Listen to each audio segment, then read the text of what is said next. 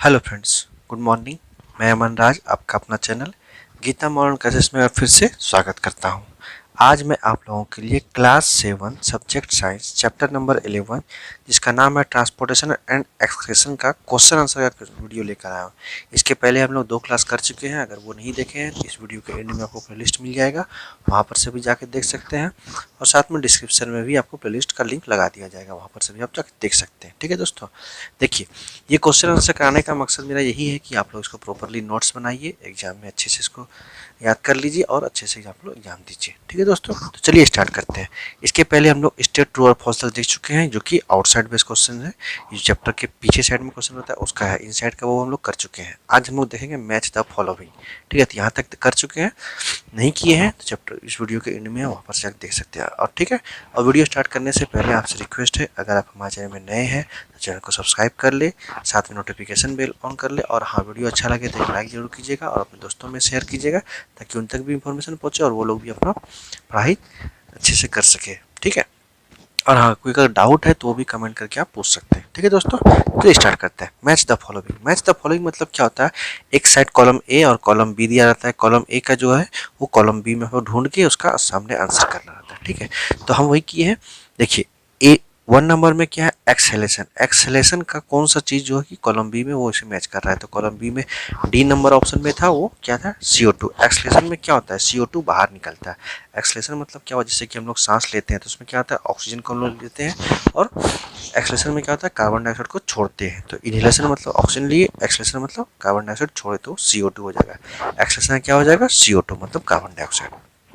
Next है translocation of food. अब देखिए, हम लोग जब चैप्टर पढ़ रहे थे तो उसमें हम लोग पढ़ रहे थे ना कि ट्रांसलोकेशन ऑफ फूड कौन करता है, जो कि कौन सा फूड, सिंथेसाइज फूड जो कि लिप्स में बनता है, उसको कौन ट्रांसलोकेशन करता है, वो फिल्म करता है। और जाइलम क्या करता है, कैरी करता है वाटर और मिनरल्स को रूट से other parts of the plants, और ये लिप से other parts of the plant. तो ट्रांसलोकेशन ऑफ फूड से क्या हो जाएगा, फाइलम हो जाएगा। क्या हो जाएगा, ट्रांसलोकेशन ऑफ फूड्स, फाइलम। उसके बाद है नाइट्रोजनियस वेस्ट। नाइट्रोजनियस वेस्ट जो होता है वो क्या होता है, यूरिक एसिड होता है। Nitrogenous waste, uric acid. ठीक है, उसके बाद भाल्व। अब देखिए, भाल्व जो होता है वो कहाँ पे पाया जाता है, हार्ट के ऑरिकल्स और वेंट्रिकल्स के बीच का जो एक भाल्व होता है उसी को बोलते हैं भाल्व। मतलब दोनों को सेपरेट करता है, मतलब उसका ओवरफ्लो फ्लो जो होता है ब्लड का ऑरिकल्स से वेंट्रिकल्स में आने में। और ये कहाँ पे होता है, भालू के थ्रू ही आता है। तो वो भालू कहाँ पाया जाता है, ऑरिकल्स और वेंट्रिकल्स में होता है। भालू कहाँ होता है, ऑरिकल्स एंड वेंट्रिकल्स, हार्ट में। ठीक है, अब हार्ट बीट। हार्ट बीट किससे मेजर करते हैं, हार्ट बीट हम लोग स्टेथोस्कोप, एक डिवाइस का नाम है जिसे हम लोग मेजर करते हैं। डॉक्टर सब जो यूज करते हैं स्टेथोस्कोप, वही है स्टेथोस्कोप, वो क्या करता है, हार्ट बीट का मेजर करता है। ठीक है दोस्तों, एक बार फिर से देख लीजिए। एक्सक्लेशन क्या हो जाएगा, carbon dioxide, CO2। Translocation of food, phylum होगा। नाइट्रोजनस वेस्ट क्या हो जाएगा, यूरिक एसिड होगा। उसके बाद भाल्व्स का क्या हो जाएगा, ऑरिकल्स एंड वेंट्रिकल्स। ठीक है, उसके नेक्स्ट लास्ट है आपका हार्ट बीट, उसका क्या हो जाएगा, स्टेथोस्कोप।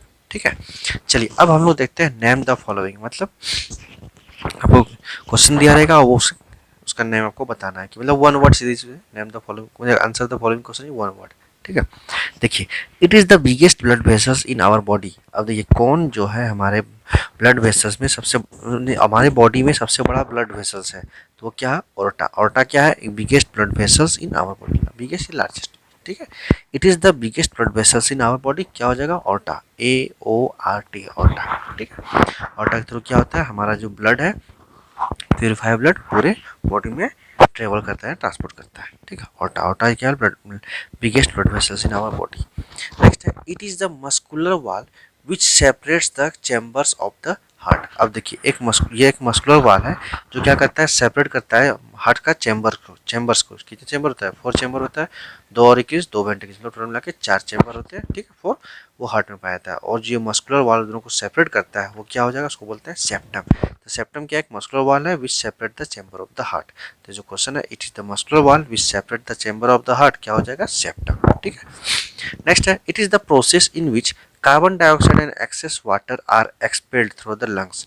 देखिए, एक प्रोसेस है जिसमें कार्बन डाइऑक्साइड क्या होता है, carbon dioxide and excess water, carbon dioxide साथ में जो एक्सेस वाटर है वो बाहर निकलता है, expelled through the lungs, lungs के थ्रू। क्या बोलते हैं, उस प्रोसेस को बोलते हैं एक्सहेलेशन। एक्सहेलेशन एक प्रोसेस है जिसमें क्या होता है, कार्बन डाइऑक्साइड और एक्सेस वाटर जो होता है बाहर निकलता है लंग्स के थ्रू। तो exhalation is the process in which carbon dioxide and excess water are expelled through the lungs. तो इसका क्वेश्चन जो है, it is the process in which carbon dioxide and excess water are expelled through the lungs. ठीक है, तो क्या हो जाएगा एक्सलेशन, EXHALATION एक्सलेशन. ठीक है, नेक्स्ट है it is the process through which single cell organism excrete waste. अब देखिए ये एक प्रोसेस है जिसके थ्रू क्या होता है, सिंगल सेल ऑर्गेनिज्म एक्सक्रीट करता है अपने वेस्ट को. तो वो प्रोसेस क्या नाम है, उसका नाम है diffusion. Diffusion is the process through which a single cell जैसे कि अमीबा ऑर्गेनिज्म एक्सक्रीट वेस्ट, वो अपना वेस्ट को क्या करता है, बाहर निकलता है, बाहर निकालता है. ठीक है, कौन सा प्रोसेस के थ्रू, डिफ्यूजन. तो it is the process through which single cell organism excrete waste, क्या हो जाएगा, डिफ्यूजन. नेक्स्ट है it is the large elastic muscular bag like organ. अब देखिए ये क्या है, एक large elastic muscular bag like organ है. तो क्या बोलते हैं, उसको बोलते हैं यूरिनरी ब्लैडर. तो क्या हो जाएगा इसका, urinary bladder is the large elastic muscular bag like organ. ठीक है, यूरिनरी ब्लैडर कहाँ पाया जाता है, जो एक्सक्रीटरी सिस्टम होता है, ऊपर में किडनी होता है, फिर यूरेटर से ट्यूब लाइक से ज्वाइंट होता है, वो नीचे जो बैग टाइप रहता है उसको बोलते हैं यूरिनरी ब्लैडर. ठीक है, तो it is the large elastic muscular bag like organ, क्या हो जाएगा, यूरिनरी ब्लैडर. यूरिनरी ब्लैडर आपका आंसर हो जाएगा, जो लार्ज बैग लाइक स्ट्रक्चर होता है उसका. ठीक है, चलिए अब नेक्स्ट है give reasons for the following question. जो कुछ क्वेश्चन दिया है उसका आपको रीजन बताना है. जैसे कि पहला क्वेश्चन क्या, transportation of substance in living organism. Living organism जो ट्रांसपोर्टेशन करता है सब्सटेंस का, तो उसका क्या रीजन है बताइए. तो इसका रीजन देखिए क्या है, इसका रीजन है substances like food, oxygen, etc. needs to be transported around the body as all organs require certain substances to do a certain task. Like muscles require food and oxygen to use energy, and not only muscles require these but all organs, tissue, cells, etc. require food and oxygen.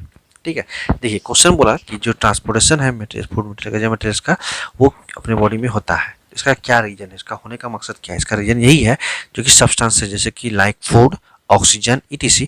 Needs to be transported, वो क्या होता है, transportation का जरूरी होता है. क्यों, around the body, कहाँ, हमारे बॉडी में, एज ऑल ऑर्गन्स रिक्वायर. क्यों, क्योंकि हमारे सभी ऑर्गन को रिक्वायर है क्या, सर्टन सब्सटेंसेस, जैसे कि to do a certain task. Certain substances का रिक्वायर है सभी ऑर्गन को क्या करने के लिए, सर्टन टास्क करने के लिए. जैसे कि मसल्स, मसल्स जो हमारे बॉडी में है उसको क्या रिक्वायर है, फूड एंड ऑक्सीजन, क्या करने के लिए, टू यूज एनर्जी. फूड और ऑक्सीजन का इसको रिक्वायर है क्या करने के लिए, एनर्जी का यूज करने के लिए. एंड नॉट ओनली मसल्स, सिर्फ मसल्स को ही नहीं, साथ में उसके और भी, जैसे कि ऑल ऑर्गन्स, जैसे कि टिश्यू, सेल्स, etc. इसको भी जरूरत है फूड और ऑक्सीजन को, क्या, अपने टास्क को परफॉर्म करने के लिए. तो कहने का मतलब ये है कि ट्रांसपोर्टेशन जो मटेरियल का होता है, इसलिए क्वेश्चन है ना, transportation of substances in living organism. Living organism transportation होता है सब्सटेंस का, उसका होना इसलिए जरूरी है. क्यों, क्योंकि हमारे बॉडी में जो भी ऑर्गेन्स है या फिर सेल्स है, टिश्यू, या कुछ भी जो भी है, उसको क्या है, फूड और ऑक्सीजन की रिक्वायरमेंट है. क्यों, क्योंकि वो एनर्जी का यूटिलाइज करे, और एनर्जी का यूटिलाइज करके वो क्या करे, अपना टास्क को, जो डिफरेंट टास्क को उसका परफॉर्म करता है, वो उसको कर पाए. इसलिए ट्रांसपोर्टेशन होना बहुत जरूरी है. इसका आंसर आपको क्या लिखना है, substances like food, oxygen, etc. Needs to be transported around the body as all organs require certain substances to do a certain task.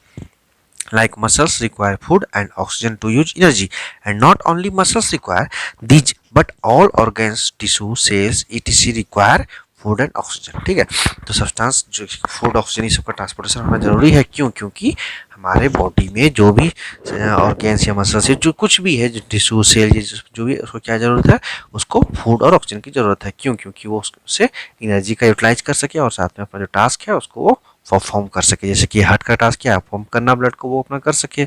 ठीक है, किडनी क्या काम है, फिल्टर करना है, तो वो अपना टास्क परफॉर्म कर सके. तो इसके लिए क्या, उसको भी एनर्जी का, जैसे कि कोई भी बाइक वगैरह कुछ भी चलता है तो उसको पेट्रोल दे देते हैं ना, या कार वगैरह चलता है तो पेट्रोल देते हैं. तो पेट्रोल क्या करता है, उसका एनर्जी यूटिलाइज करता है कंबसन के थ्रू. तो वैसे ही सब्सटेंस का क्या होता है, फूड और ऑक्सीजन ही होता है बॉडी में.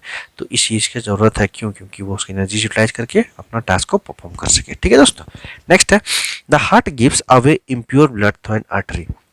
जो हार्ट है वो क्या करता है, गिव्स अवे करता है, मतलब बाहर निकालता है किसको, इम्प्योर ब्लड को, थ्रू एन आर्टरी. आर्टरी के थ्रू जो है इम्प्योर ब्लड आता है, उसको हार्ट को क्या करता है, निकालता है. ठीक है, gives away impure blood through an artery. ठीक है, तो इसका रीजन क्या है, देखिए the impure blood pumped away from the heart so that it goes to kidney.